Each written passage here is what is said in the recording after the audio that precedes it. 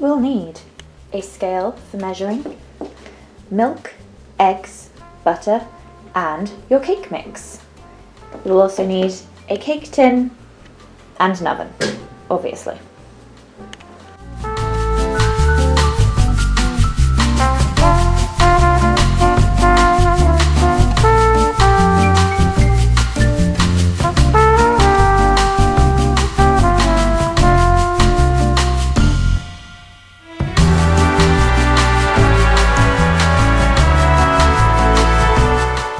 Obviously, one of the most important ingredients in a baking video with a cake mix is the cake mix itself. This is the Betty Crocker Rainbow Chip Cake Mix.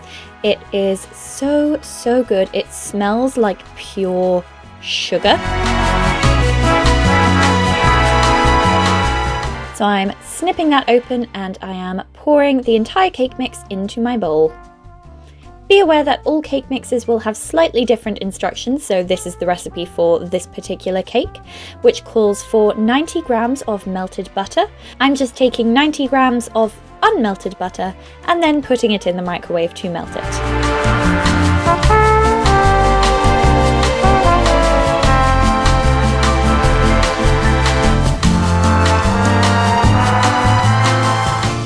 You will then need 180 milliliters of milk. There's that butter coming out of the microwave. Lovely and liquid.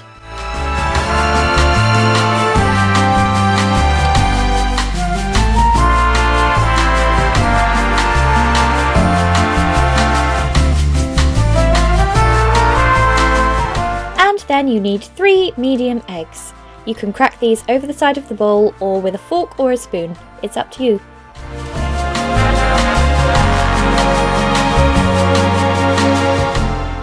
Now that you have all of your ingredients in your bowl, set a timer for 3 or so minutes, depending on whether you are mixing by hand or by using an electric whisk, and beat the heck out of it. This is when you really get to release all of that pent-up frustration from your week by just going to town on some cake mix.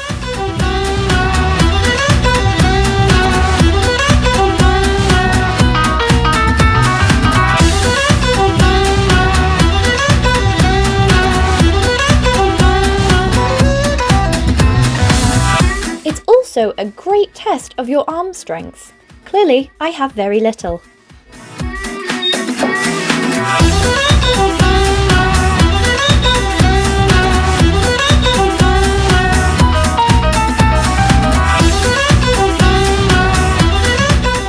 Now that all of your ingredients are blended together, you can take your cake tin.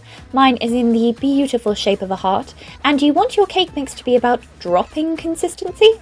And then I'm just basically upending the bowl and pouring all of the cake mix into the cake tin.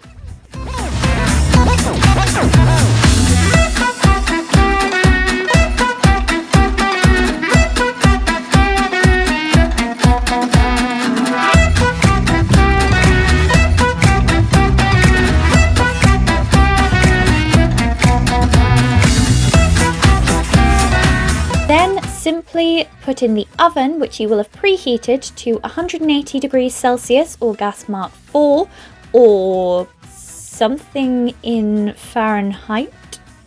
And just very carefully plop your cake into the middle to top shelf of the oven.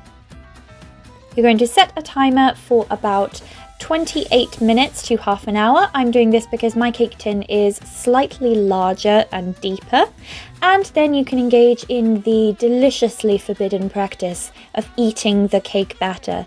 Don't believe people who tell you you'll get salmonella. Just enjoy that sweet goodness.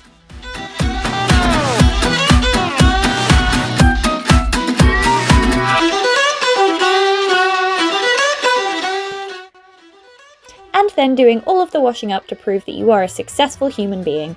Nothing makes me feel more accomplished than doing a full bowl of washing up. Don't ask me why.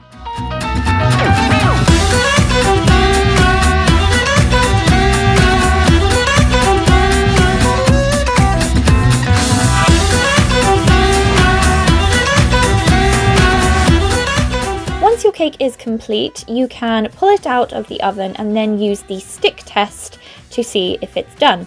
Take a clean wooden stick and pop it into the very center of the cake. If the stick comes out with cake mix on it, that means it is not cooked in the center and it needs more time. I added another 5 minutes.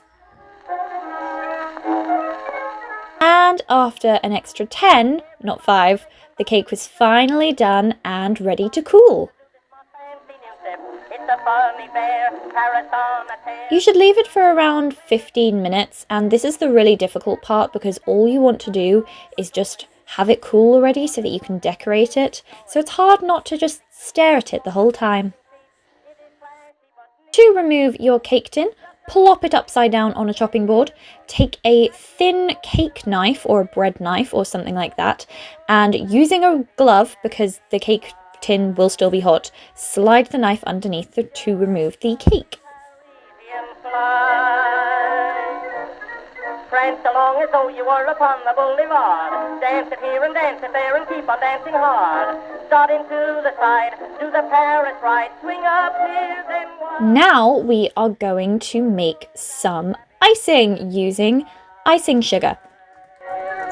Don't lag. So you will need 125 grams of icing sugar to 15 grams of water. And I know that this sounds like a ridiculously ill-proportioned thing, but it is actually correct, I promise. Pour a little bit of water in at a time to your icing sugar and stir around, and you get the fun of watching it become all gel and liquidy and fun. About this new dance bewitching, we can't stop our feet at all, they feel such an itching. You are in the air, floating. I wanted to add a girly touch, so of course I popped in some pink food colouring to make it a beautiful colour. You feel all the joys of life in one single minute, for you travel so with a lot of gold. Can you stop? I guess. Then rather than doing anything too fancy, I'm just pouring it all over the top of the cake. The cake was still ever so slightly warm, which was actually what I wanted, because then all of the icing spreads over and kind of drips down the sides to create this really, really pretty effect. If you are not into this kind of bleed over effect, you can make a slightly stiffer icing or wait until the cake is completely cold, perhaps putting it in the fridge to set for a while. To finish off my decoration, I am popping a little bit of icing sugar on top of the cake there. And then I am taking some marshmallows and I'm taking a couple and cutting them in half with just some normal kitchen scissors and popping them on the top, and using mixtures of ones that I've cut and whole ones to create a funky little design on the top. This is where you can really just let your creativity go and decorate however you like.